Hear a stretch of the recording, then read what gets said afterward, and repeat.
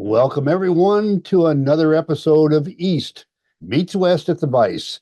Today, the 8th of May, Eric Austin and Al Beatty are going to be doing some streamers. I'll let Eric pronounce this one, but he's going to be tying a Chief something, and I'm going to be tying a Thunder Creek. And going forward from there, I'm Al Beatty from Boise, and let me add my good friend Eric Austin in here on a side-by-side. And before we get totally gone, we'll be discussing with all of you later as to how we're going to proceed from here, whether this is the last episode or others. But for now, though, I am going to turn this all over to Eric and let him give us the Chief.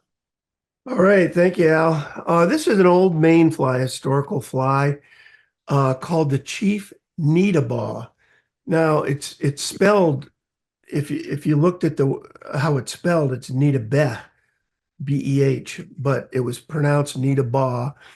And he was kind of post Carrie Stevens in Maine, tied similar flies, I would say.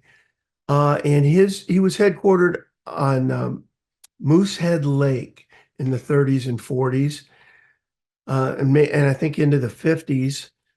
I don't know honestly how long he ultimately went. He had a tackle shop on Moosehead Lake, and here's a shot of the Chief in full regalia. He was a Penobscot Indian, and he did a lot of outdoor shows and was kind of a master of ceremonies at many of them, and would talk about the Penobscot Indians and really tried to promote them.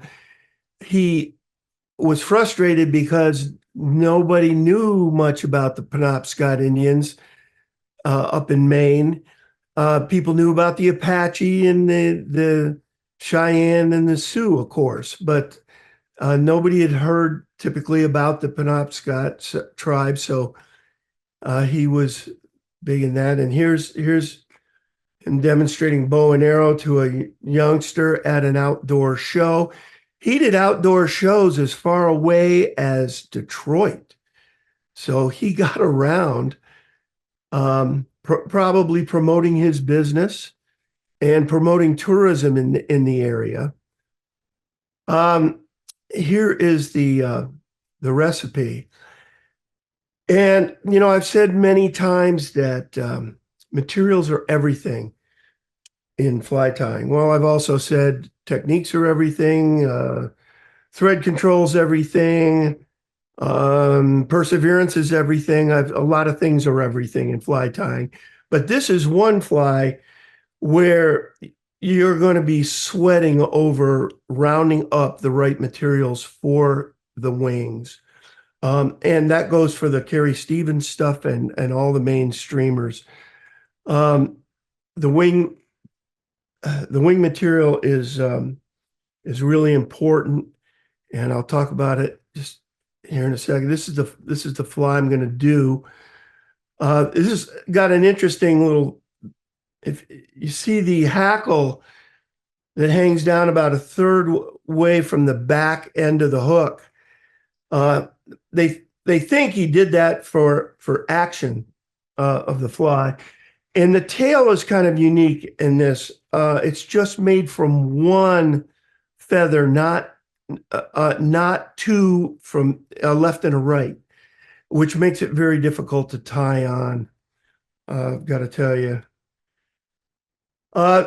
This is kind of the look with today's hackle. This is about as good as you're going to do. This is, I'm going to say you want 2 to 3 inch,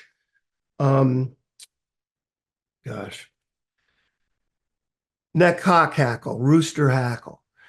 Now, some people sell it under the name schlappen, but you want very small schlappen. And basically, it's saddle hackle. In the old days, it was spade hackle, but spade hackle has been just about bred out. So what you want is some really bad, for want of a better word, spade hackle that's completely unusable for dry flies. Not unusable, but you don't want whiting, a number one whiting saddle hackle for this. You want some Indian or Chinese stuff. Uh, it's nice if the back tip is rounded a bit, as it is in this one. Now, the hackle that Carrie Stevens used was even thinner at the back end than this, but you want it wide up front and then a quick taper down, and in very small sizes. And you'll spend your life sorting through feathers trying to get the right ones. And it really, in my opinion, being able to dye is almost a must with this kind of stuff. You get a lot of multicolored, you get blue ones, you get green ones, you get yellow and red and orange. And if you can dye, then you can buy from a wholesaler. Like, you can buy strung hackles from a wholesaler, a ton of it, and sort it like crazy, and then dye it yourself. Other than that, I think it would just be difficult to locate the right colors that you need, and so forth. And dyeing is super easy. We can talk about dyeing on another show, but I've already started on this just to save a little time because it's going to be a slog, this one. And I've just taken white thread for the underbody, flattened from about halfway down. This is one of those hooks that doubles back. This hook is about a 2-aught 4X long, not super long like the Carrie Stevens hooks. I was looking in Joe Bates' book, and there's a Chief Needabeh tied by the chief himself in there, and it uses a shorter shank than the Carrie Stevens stuff, which is typically 10X long. Very long hooks on those. So first thing I'm going to tie on here is a little tag at the end of flat silver tinsel.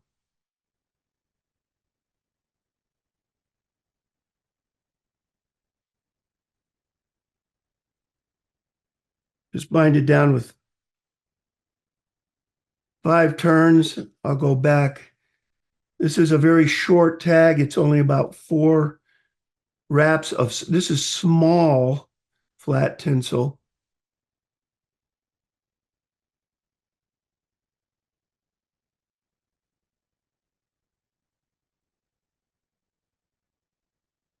I'll back off 4 turns to try to keep the bulk down at the rear of the fly, which is always a problem with these. I just trapped it once there just because I'm in that habit more than for any other reason.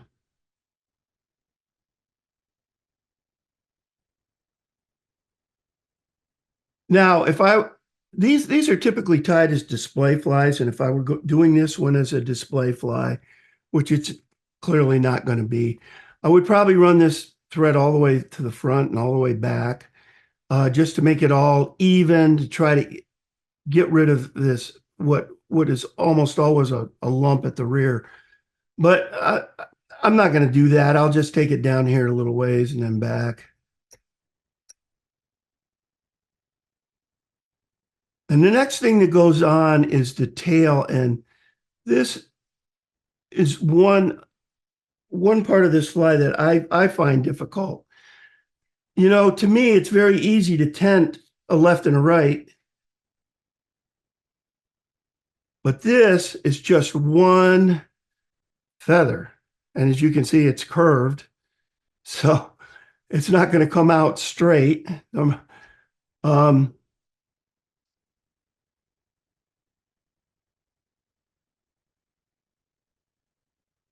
So you do a pinch, try to get it situated right on top, slowly lower it down.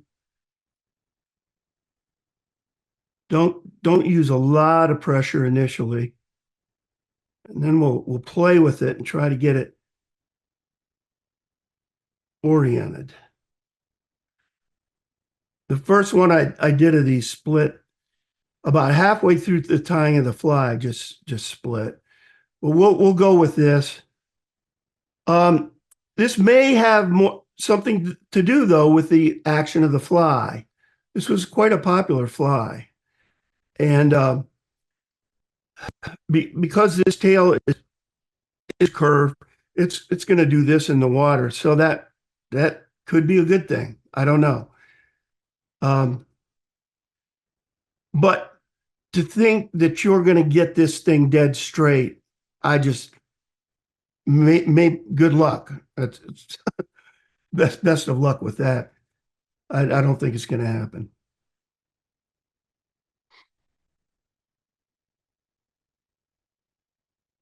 And see, I've already slipped into my old habits. I'm just used to just spinning the bobbin full time and flattening and making it as perfect a body as I can get on these. And we just don't have the time for me to sit and do that here. So I'll try to get moving here. Eric, we can take the time. It's our show. Yeah, well, I mean, I'm talking a lot of time. We, some of us might pass away during the time it would take me to really do this thing, for a frame or something. This is medium silver tinsel. And I'm going to tie all this ribbing on the far side of the hook so that so that the turns start underneath the hook then. I'm just gonna put one turn. And by the way, I have a long piece of ribbing here. And I'm gonna also use quite a long piece of red floss. This is uni floss, and there's a salmon fly tyer in Wales who just loves this stuff. And so I bought a bunch of this and I hate it as much as he loves it. But I've got a lot of it, and this is an ideal use right here. What don't I like about it? Well, it has, first of all, it has a twist that you're dealing with full time. Whereas if you use two strands of 4-strand Danville, there's no twist. You're not constantly fighting a twist while you're trying to wrap it. I don't think it wraps as well as Danville. I don't, for my money, I just don't like it as well as far as rayon goes. Obviously, there's some great silk out there, and if you really want it to be historical, you'd use silk on this. Probably Japanese silk, I would imagine. Now I've gone to about the 1/3 mark on the hook approximately. And we're going to grab a piece of this hackle. This is actually a pretty good one, but whatever. I'll just pull some off. We just need a little bit here. Try to even it up a little. Flip the vise over. Kind of get a measurement to the point of the hook, a crude measurement. Bunch it up. Tie it off on the bottom like this.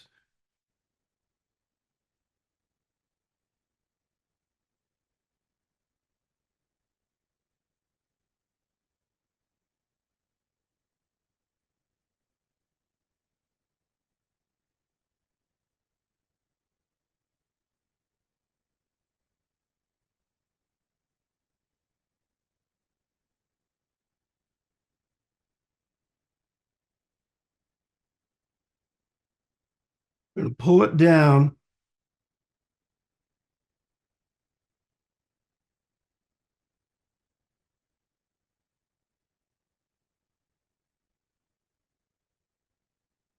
Take a couple turns in front of it to sort of spread it around and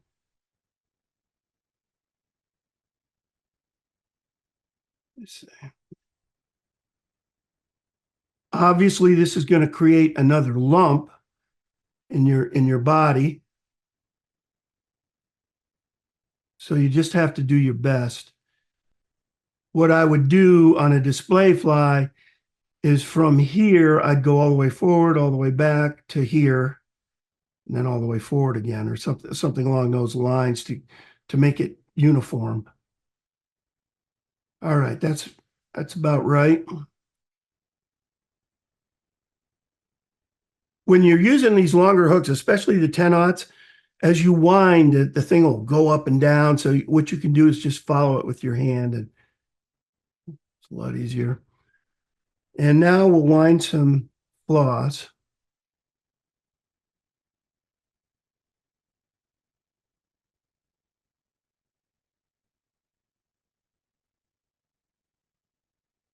See the twist in this stuff? You have to constantly monitor that.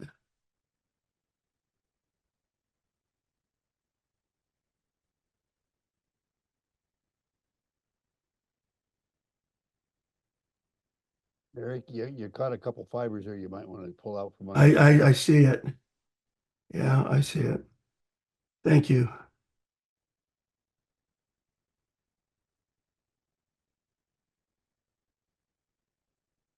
It's slow going getting started with this, but once we get rolling,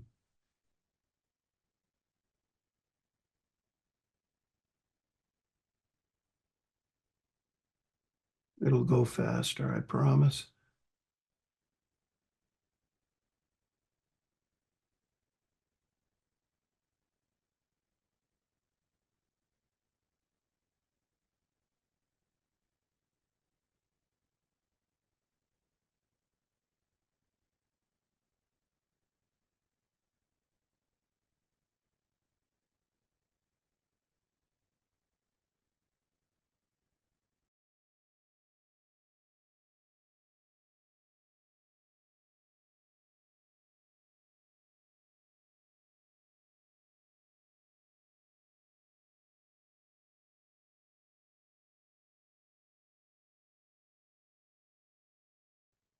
In fact, if I was doing just a short little bit, I might use just one. If it was a small fly like a Royal Coachman or something, I want to use silk on it. One strand. I think the less you use, the better results you can get.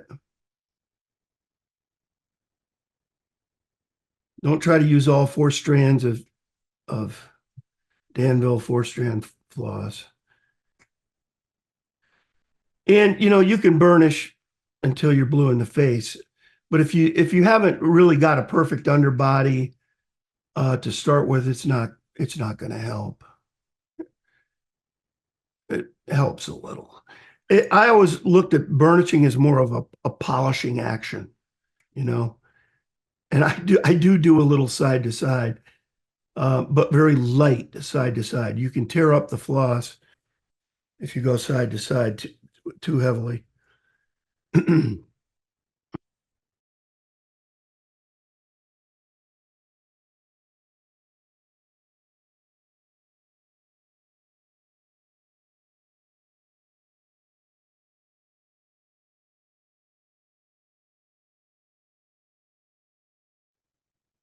not to lose tension when you make that move there.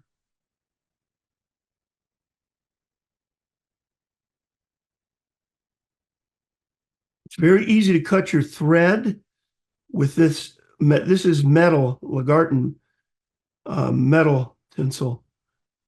So just know that. I've got some sets of feathers that I've glued these stems together with rubber cement. This would be this set makes up the far wing. It's a yellow and a red on the outside, and this is the one for the near wing. And I have carefully paired these up, spent a lot of time, and the straighter feathers you can find, I think the easier this is to deal with. You'll find most of these feathers have a curvature, and now you're matching up the curvature, and it just takes a lot of sorting and a lot of perseverance. I'm going to want this thing to be about here and kind of level. If you look at Chief Needabeh's stuff, it's level. The stuff he tied himself. Toward that end, some of this hackle is going to obscure the front of this. That's going to happen. And this stem, if I just tied this stem in right here, like so, this thing is going to be way down. It's not going to be high enough. So you have to crimp this down like so, and then do another crimp this way. Kind of, I think they call this a Z bend or something. I don't know. You mess with it, okay, until it's sitting.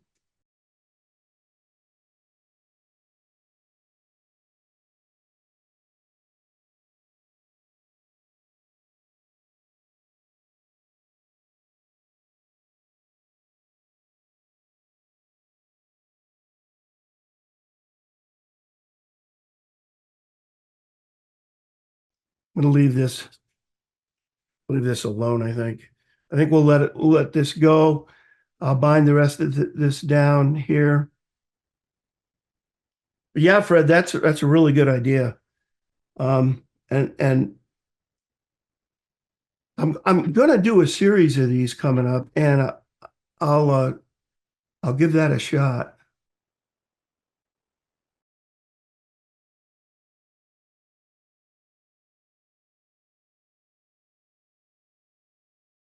And you can bend it after the fact, raise it up a bit. All right, we'll go with this. The other thing I kind of I like this to sort of straddle a little bit up front. I don't know if I'm going to be able to get that here. Probably not. The next thing to go on is some hackle. Now, the recipe talks about a red saddle hackle on, I'm sorry, they call it the throat. Yellow and red hackles tied on as a collar after the wing has been applied. It is dressed rather full. I put the yellow in here. In Joe Bates' book, it's just red hackle tied on as a collar. But if you look at the picture of the Chief Needabeh fly in the book, tied by Chief Needabeh, there is a yellow hackle for sure. So in my mind, the yellow and red is correct. Yellow goes on first. Originally, I did a couple of these this week, and I tied in by the butt. I've decided that it might be better to tie in by the tip.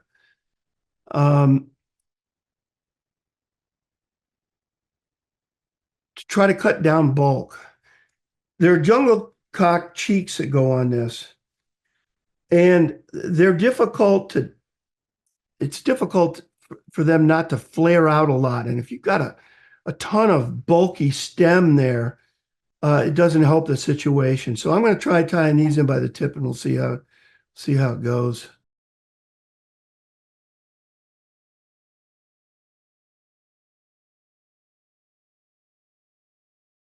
This definitely has to be swept back. This hackle needs to be folded. You could pre-fold it.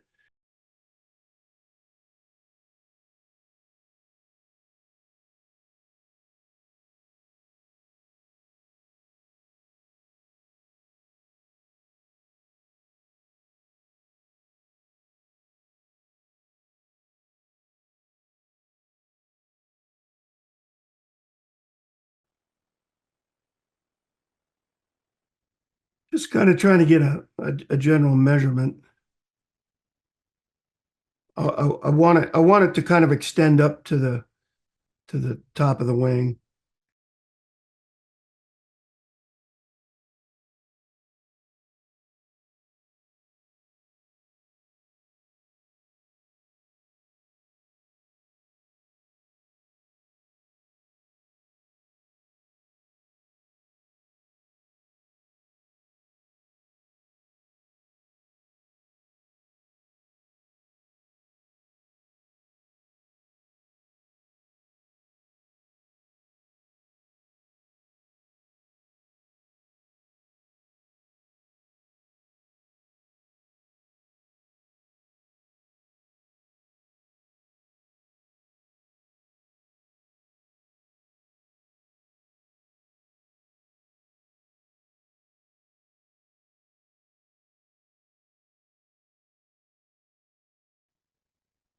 Trying to get the, you can see how this gets pushed out.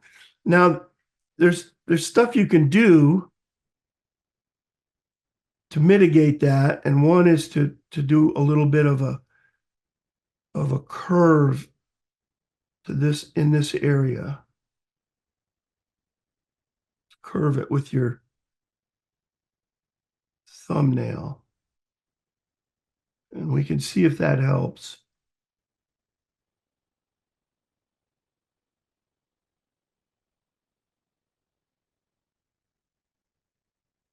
Only marginally.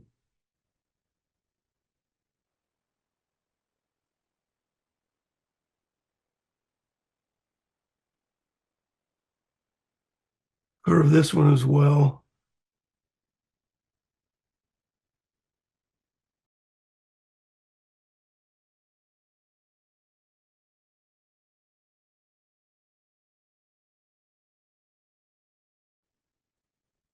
Got to get a few more reps on here.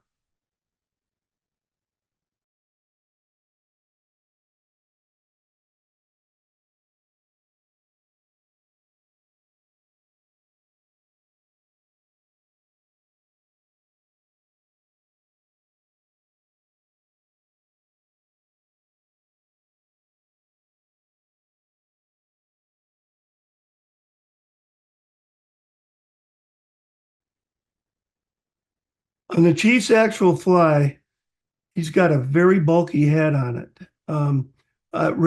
relative to what we expect to get these days. And it's just because of the thread they had to work with back then, which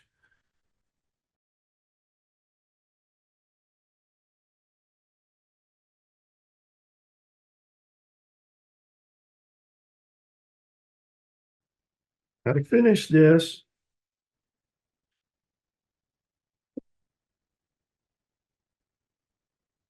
Use one of these little tiny needle bodkins with a needle. And I'll start with some grist thin that I got courtesy of Beatty. But you can use any thin penetrating cement for this part. And all you're trying to do here is fill in the gaps that the thread, just the winding of the thread leaves. You really slather this on.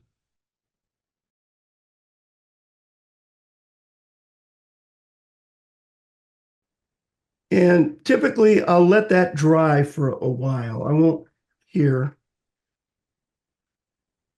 The next stage, you can use Sally Hansen's or Healthy Hoof or Celere. I don't recommend Celere. Celere will literally drive you out of a room. It's some of the worst smelling stuff known to man.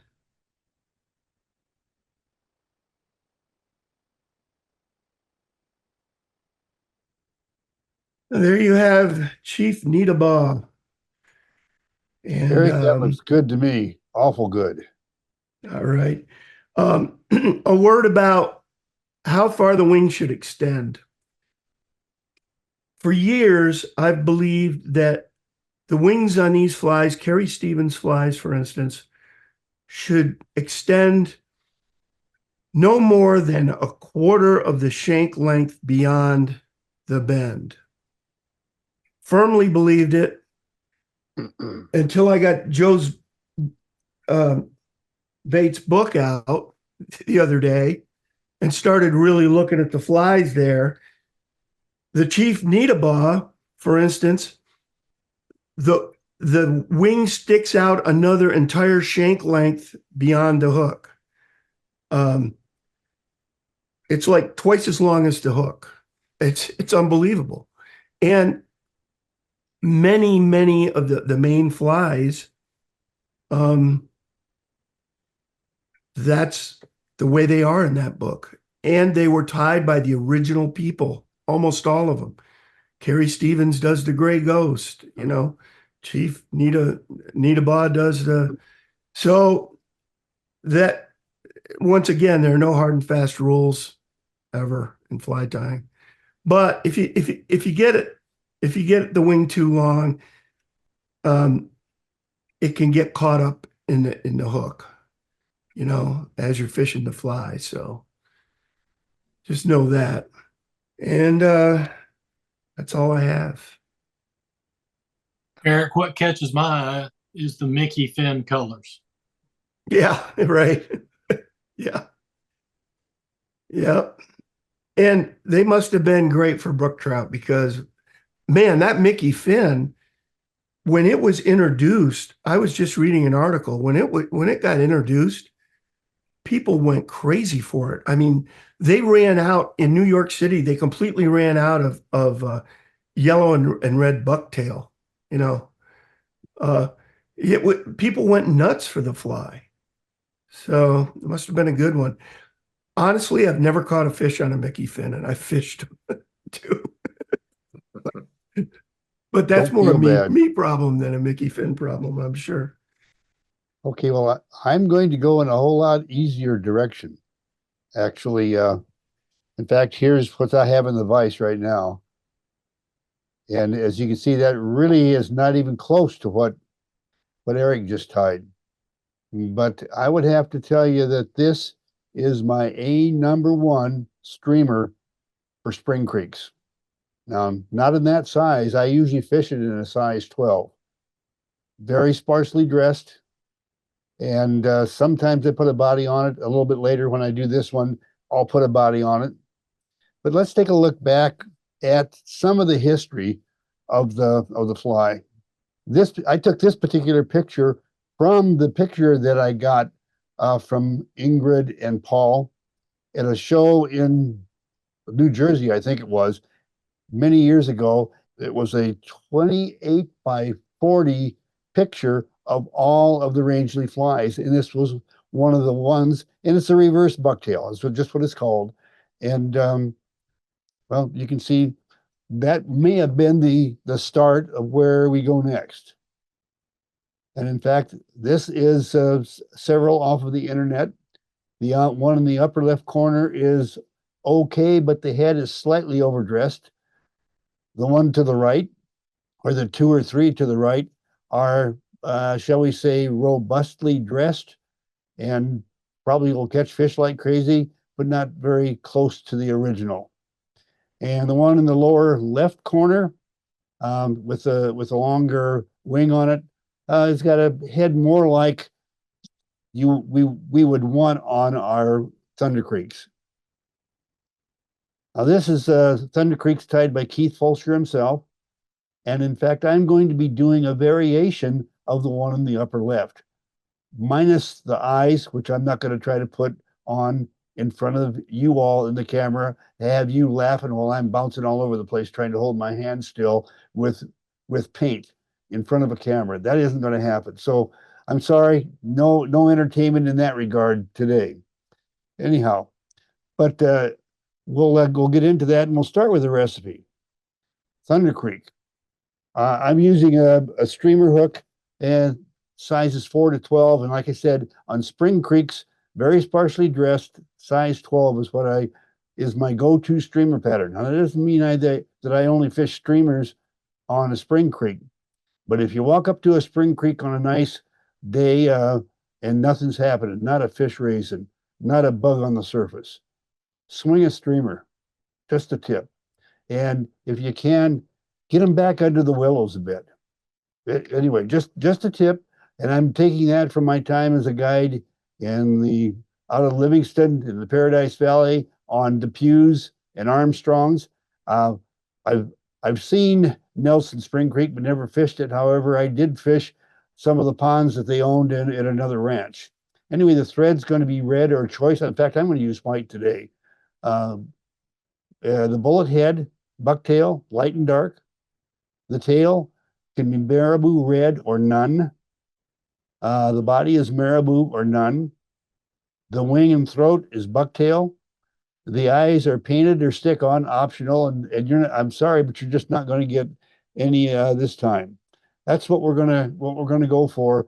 The whole thing on almost all of the Thunder Creeks that I've seen is the head is way overdressed. In fact, the whole fly is way overdressed. And that right there is, like I said, too big, but it'd be just about what I would use for, let's say, Armstrong's or Depew Spring Creek in the Paradise Valley.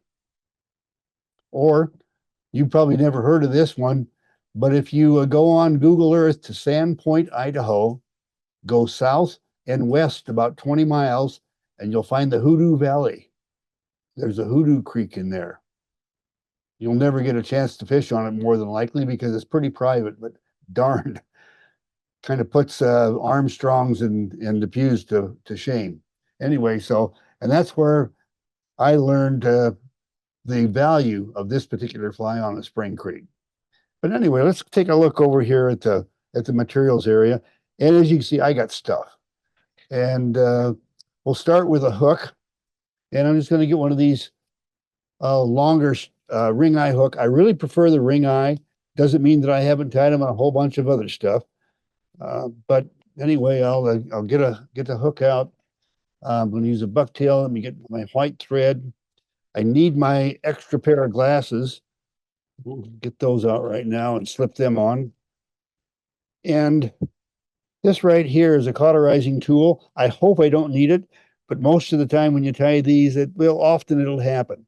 I've already hosed everything down with static guard. I don't know. It's we've got it rains and then the wind blows like crazy and dries everything out. And while it's blowing, static electricity is just crazy. I came in here to get online with you all, and well, look at it. This is just that junk right there was sticking to everything, and that's the reason it was laying there up on top. Let me get rid of that, and let me get a hook out. I'll just pull that guy out and set him aside. By the way, let me put that back up there for just a second. I want to do. I'm going to show you how to get an easy way to get a really nice profile on that head, because I think that's important in the way the thing reacts in the water.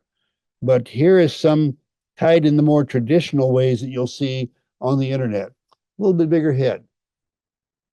In fact, I've got a broken hair right there. But there's one, and here's one with even a little bit more bulbous head. Too much head, and even that's much thinner than, shall we say, I think it was this one right there on the right-hand side. That's, as you can see, this one's a lot more slender profile, and of course that's what you're looking for. Anyway, set that aside. Get this out of here. Grab a hook. And it's just a ring eye. And what I'm going to do now is I'm just going to start right up here. And you might think that you want to start right at the hook eye. You don't. Save yourself some trouble and some heartache by moving back at just a short distance from that. Put a few turns in there to anchor it. And throw a half hitch in just so it'll stay there. Now let's see what we've got here. Okay, good. Now I want to introduce you to a tool that you may or may not have seen, but it's a hair pushing tool for the guys that tie a lot of bass bugs and stuff like that. I got this from Chris Helm many, many years ago, and it just is made for pushing the hair back like this, tight as you spin bundles of hair, you push it back, and as you can see, there's a slot there for the hook. But what I'm going to do is get this hair placed slightly back from the hook eye so I don't have the bulk of the hook eye causing my hair to not go around the hook the way I want it. And then I'll use this to push it forward so it's right up against the hook eye. Set that down right there. Let's get over here and look at the bucktail. Now, the bucktail that we want is fairly dense. And in fact, on this bucktail, it's been well used in tying these Thunder Creeks because, as I said, that's a favorite streamer of mine. This stuff right up here is nice and long and pretty dense all the way to the base end. And it's the same all the way through here until you get down into here. And so you want the stuff that's pretty dense all the way to the end. Now I'm just going to take a piece right out of here. And if you think you have enough on this fly, reduce it by half. Okay. Well, that's how much of that, how much I've pulled out. And I'll take it over here to the vise. And let's just see what we've got there. It's a pretty sparse bundle of hair.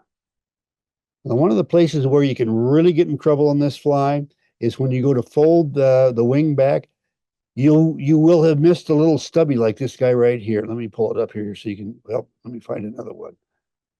There's one right there. Now that guy is short, and what's going to happen is he's going to end up hiding in the wing. You go to fold it back, and he won't quite make it all the way to the thread neck to tie it down, and it'll be sticking out front, and you're going to have to figure out how to get rid of it. Well, you don't want to do that.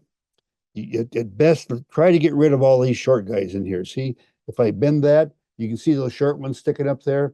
We want to get rid of them.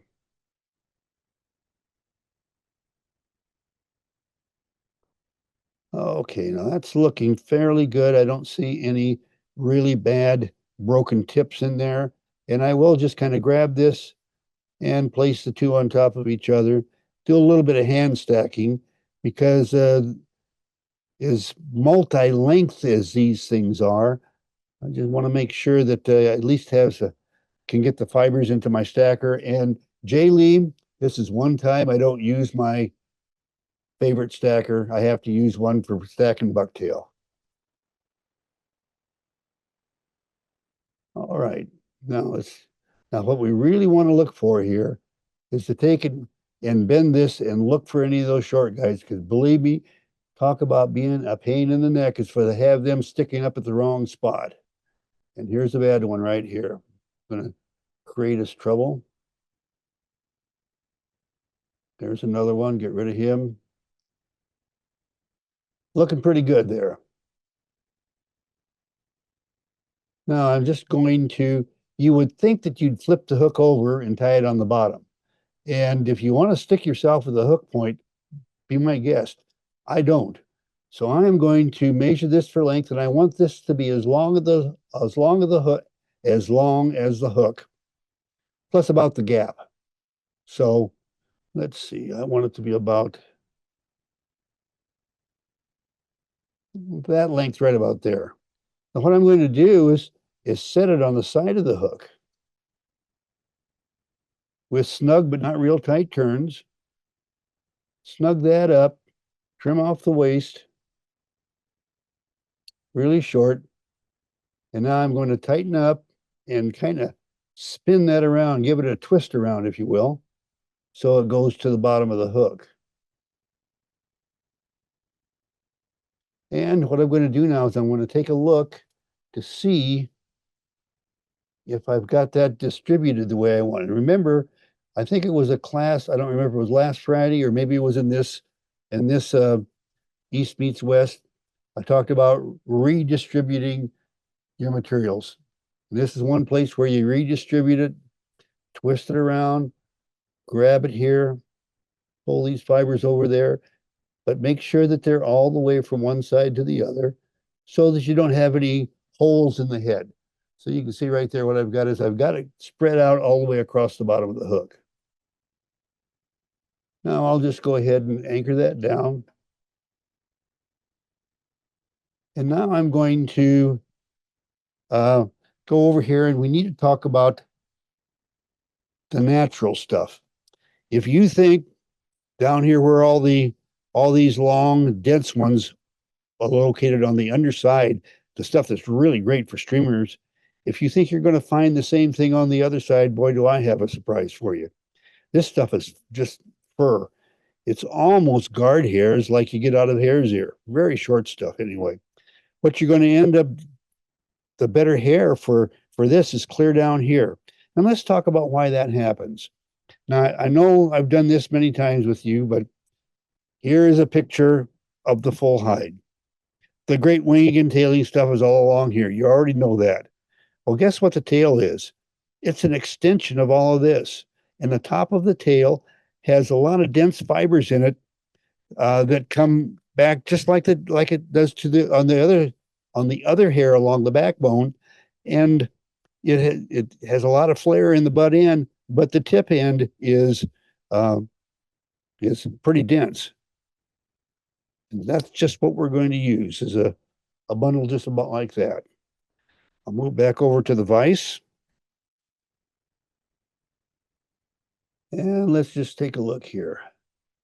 That's looking pretty good. Remember, we want to stay sparse, but I took a lot more of this because I am going to get rid of a bunch of really short stuff that probably is about from here to here.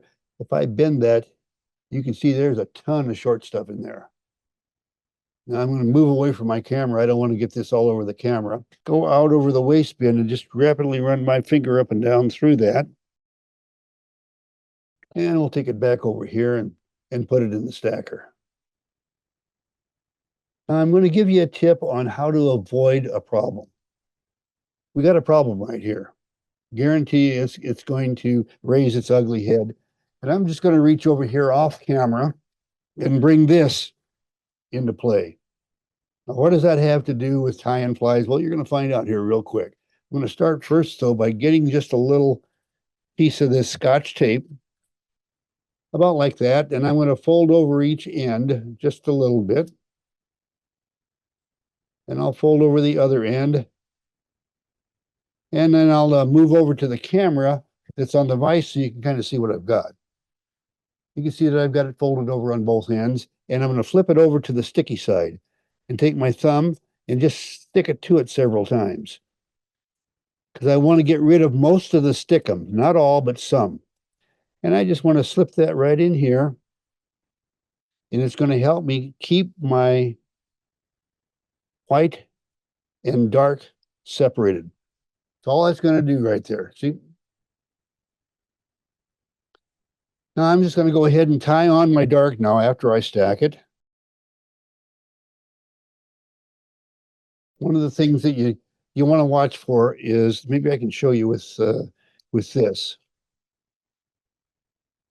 You can see the black tips right there. So this hair is longer than it's going to look when it goes on the wing, because I want those black tips to come out right even with the end of the white. Tie that in place.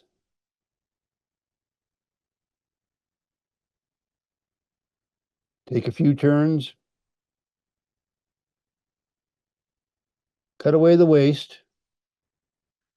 Now, where most people run into trouble is they think that they need to extend this waist clear out to here to the back of the head. And that's how you end up with a head that's bigger than it needs to be. As comparison, this one was, as you can see what it has under it. Let me take a couple more wraps just to kind of keep it in place there. Bring this into play. There we go. Good. Now I'm going to wrap over this, wrapping back to the end of what I call the head area.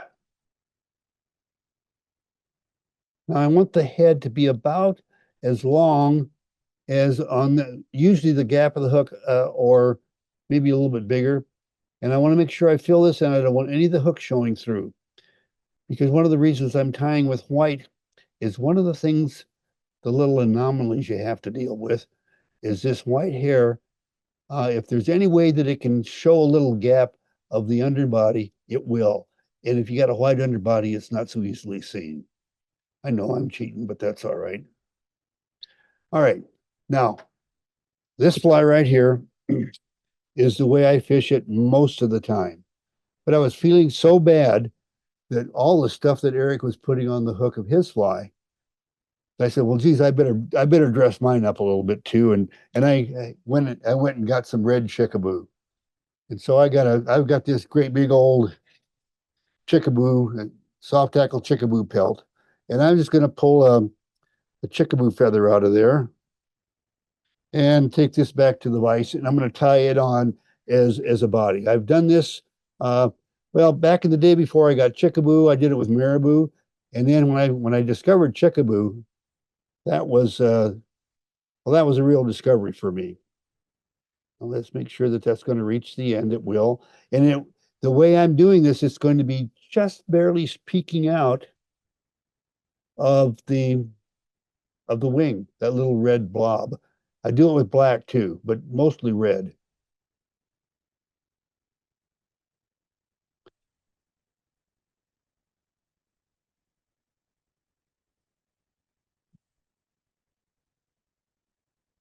All right.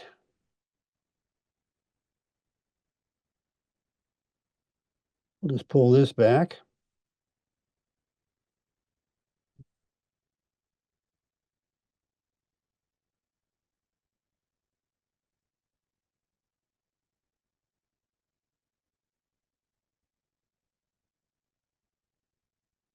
Gotta come forward just a little bit. Didn't get there. That's what I want right there. Good. All right. Got that one. Good. All right. We'll just kind of hold that in place temporarily while I get the tape out of the way.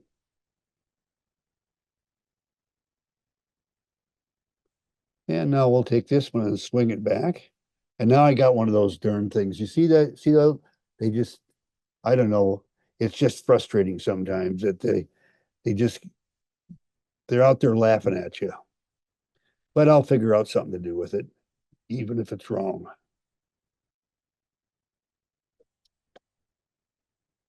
Now you see how that thing bubbled back up on me?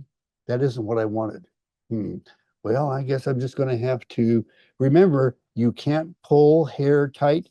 You have to push it tight. I don't care if you're tying humpies or what you're doing. I'm going to have to press from up front here and relax my thread turns a little bit.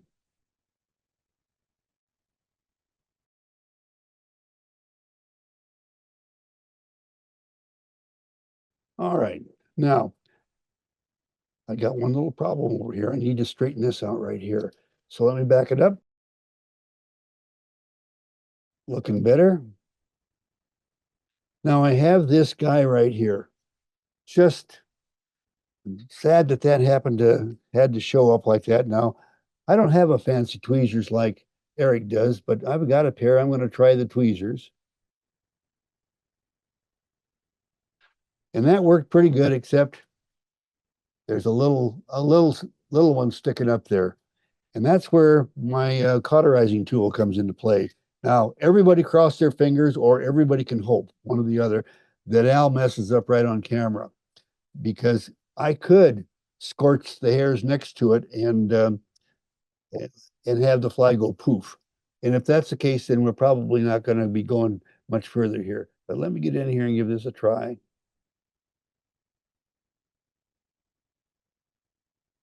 Okay, I got lucky there. Didn't burn anything.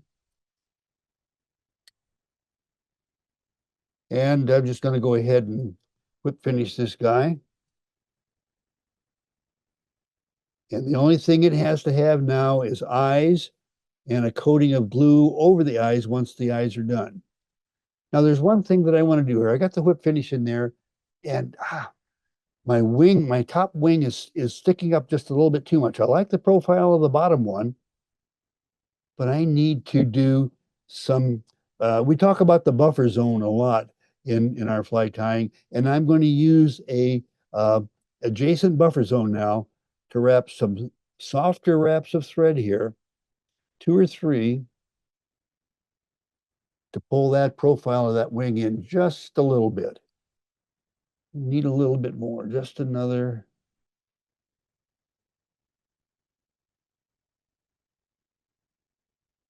Yep, that's the way I want it right there.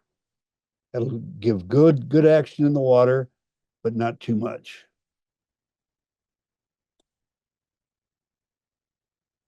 And I just stuck my scissors in there and pulled that hair out like that. Don't that just tick you off? Well, we're just going to have to live with it, folks. And that's it. Any questions?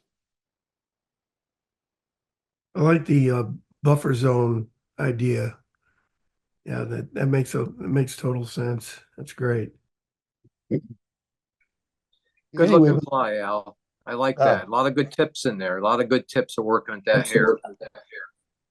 Good. Well, hey, the main tip, guys, put an eye on it, cover that thing with UV glue, or back in the day we used epoxy, but got to tell you, that's a killer pattern. And you just go into a fly shop and see if you can find one. I'll bet you don't.